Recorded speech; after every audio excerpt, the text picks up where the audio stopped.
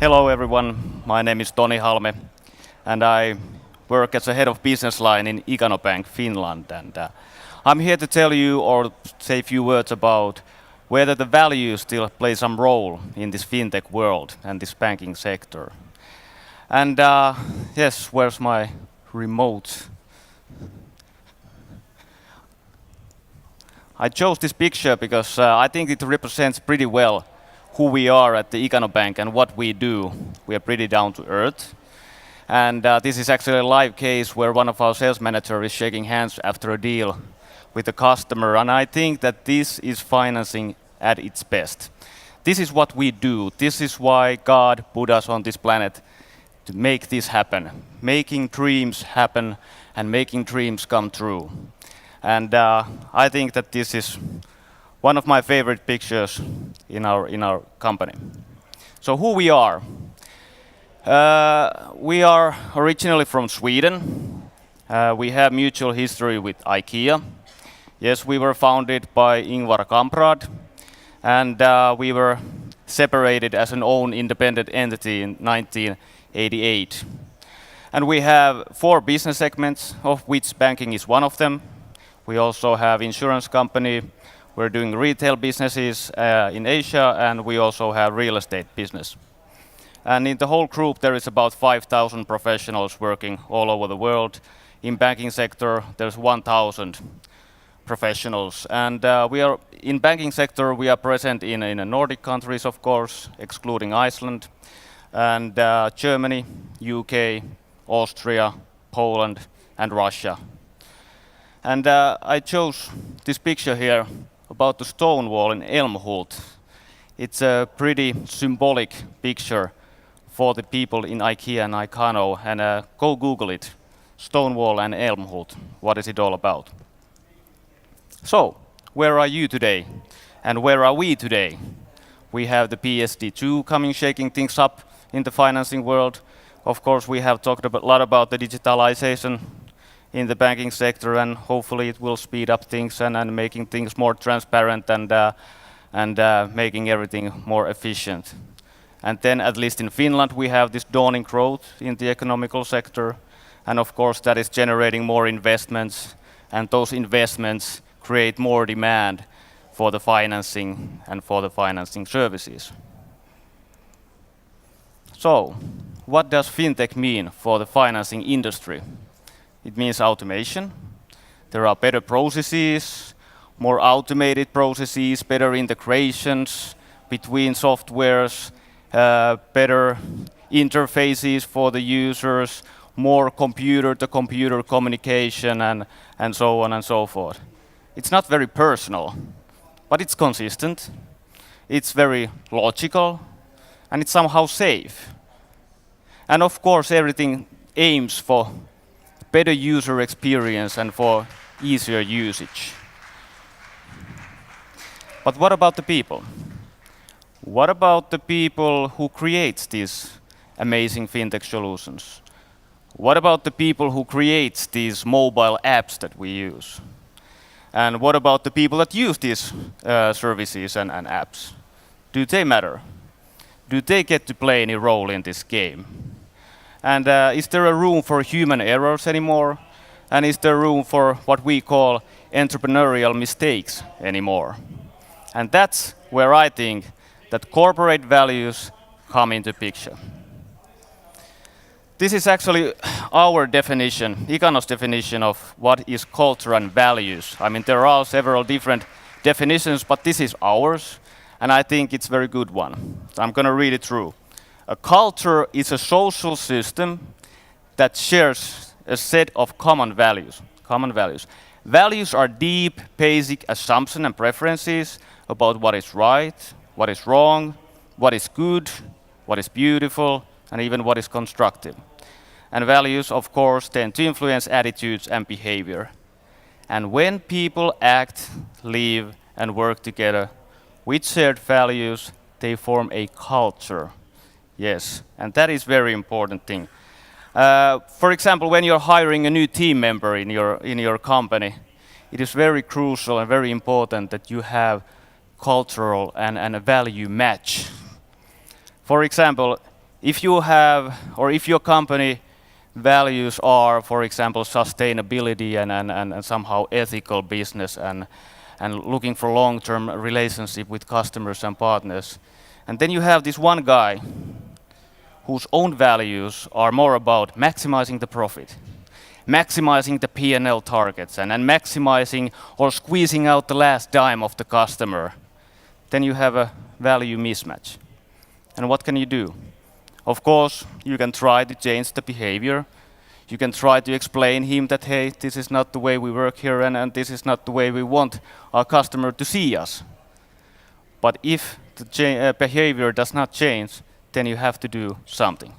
And sometimes those actions that you need to do are radical, and they're tough ones. I mean, sometimes living up to your values, being true to your values means that you have to make some damn hard decisions. And you have to take some damn hard actions. And it's not always like easy, and it's not always like warm and fuzzy when you're living up to your values. No way. But you have to do it. And why do you have to do it? You have to do it because you know deep inside that that is right for your company, that is right for your values, and that is right for the long term. And that is the reason why you have to do it. And sometimes it means that you need to have a backbone, simple as that. But also, those values are the thing that differentiates you from the others, that differentiates you from the competitors, that differentiates you from the other players in the market or in the same sandbox that you're playing. So, now that I have told you that or the values itself are important, I think it's only fair that I show you what is our company values. Common sense. This is my favorite one. This is the one that won me over when I was in this job interview. Common sense. God, I love this one. This old guy here, he's actually our chairman of the board, Peter Kamprad. And he told me a story a while ago. I met him like a few months ago in one event, and he told me this one story that really sticks to my mind. He told me about the time when he used to be a store manager, IKEA store manager in France. And he had this one guy working as a logistic manager or warehouse manager who thought that he was doing pretty good job, and he knew, somehow he had the information that this one specific item that they have in their warehouse, what they were selling, is going to have a price increase in the near future, in the coming months. And he knew that the price would be double after the next months or so. And this guy thought that, hey, now is actually a good time to save some money. And he bought that item like for the next year's need. I don't know how much they usually have in their warehouse, probably something that they can live up with, let's say 2 weeks or 3 weeks and that kind of stuff. But this guy, warehouse manager, he bought it like for the next year. And they end up in the situation where they had these packages in their warehouse. They were like everywhere. They were like from the floor to the roof, everywhere. And they were like guys driving these forklifts and didn't know where to put these packages anymore. And yeah, it was a huge mess. It was a catastrophe, basically. And of course, everyone there knew that this guy had made this huge mistake. He wasn't thinking clearly, and everyone was expecting that, okay, what's going to happen next? And do you know what Peter Kamprad did? He had a public announcement where he rewarded this warehouse manager as an employee of the month. Everyone else was thinking that, oh, Jesus, this guy must be fired, or something bad's going to happen to him. But no, Peter Kamprad rewarded him as an employee of the month. And you know why he did it? He did it because this guy, this poor warehouse manager, made an entrepreneurial mistake. He made a mistake, yes, it was clear he made a mistake, but he did it because he thought that it was good for the company. And that's why Peter Kamprad thought that there was no point of beating him anymore. he had learned his lesson. He will never do that same mistake again, that's for sure. And that was Peter using common sense. And of course, common sense can mean lots of things, and it's a practical business approach and simplicity of ways we are working. And that's why, because of this story, this common sense is one of my favorite values. Also, one of our values is working together. And this does not mean only that we're working together within our organization or within our company, but it also means that we need to work together with the customers. Usually the customer knows best what they want. Usually the customer knows the best what they need. It's not us. It's not like we come up with these miracle solutions every day and then we brought it to the market and the customers are like, woohoo, now it's time to buy. No, customers know what they want and our job is to provide that to them. And also, one of my favorite bullet points here is taking responsibility and being accountable. It means that we are the face with the customer when we are having this interaction with them. We are the one who's taking responsibility. We are the one who are accountable towards our customers. And daring to be different. Constantly finding new and better ways to run our businesses and constantly finding new and better ways to add customer value. That is what we do. Asking the simple question, why? Why are we doing it like this? Is there some other way we could do this? Why should we do it like that? And this is one of the key elements when we are working in the financing sector today. And of course, we are casual but professional bankers. I mean, we're a pretty down-to-earth company.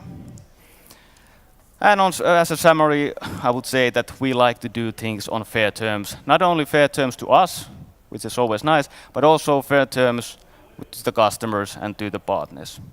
But I would say that as a summary, company needs to have values. You need to have values, you need to have recognized your values, but you also need to speak up your values. You need to publish your values. You need to let everyone know what your values are so they know who you are. But most important, when you have written down these values, when you have published these values, you need to live up to the values. I mean, if you do not live up to your values, then this values is basically nothing but words in the paper. You need to have values because that is the one element that differentiates you in the market, in the future, today, and has done it in the past. So that's why, ladies and gentlemen, I think that values play a significant role in the fintech world and in the money world today. Thank you very much. My name is Toni Halme. You can find me at the Ikano Lounge later on. Thank you.